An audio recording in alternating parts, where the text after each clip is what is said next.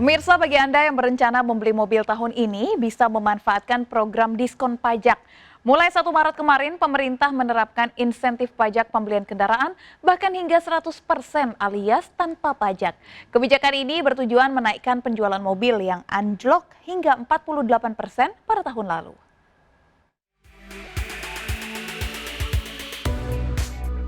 Mulai 1 Maret lalu, pemerintah memberikan diskon pajak penjualan atas barang mewah atau PPNBM untuk pembelian mobil baru. Diskon pajak pun cukup besar dan diberikan selama 9 bulan di tahun ini.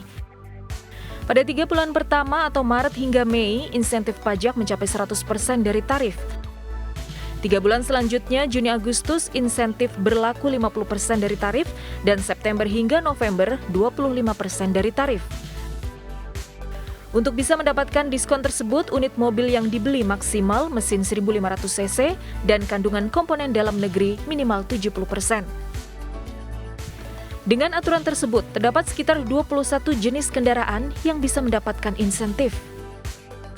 Kebijakan diskon PPNBM bertujuan mengerek tingkat konsumsi warga kelas menengah sekaligus menyokong industri otomotif nasional. Dalam laporan Gabungan Industri Kendaraan Bermotor Indonesia atau Gaikindo, sepanjang 2020, penjualan mobil anjlok 48,3% dari tahun sebelumnya.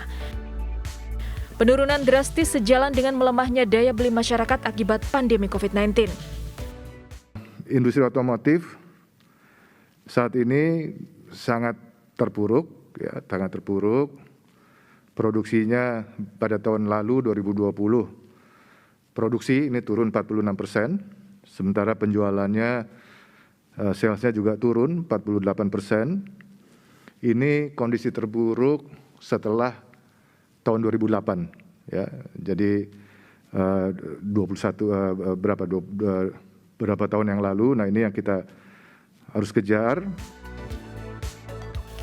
Menteri Perindustrian menargetkan 81.000 mobil terjual melalui program diskon PPNBM ini. Kebijakan relaksasi industri otomotif penting dilakukan mengingat ada 9 juta tenaga kerja di sektor tersebut dan lebih dari 7.000 industri bergantung dari penjualan otomotif. Tim Liputan iNews melaporkan.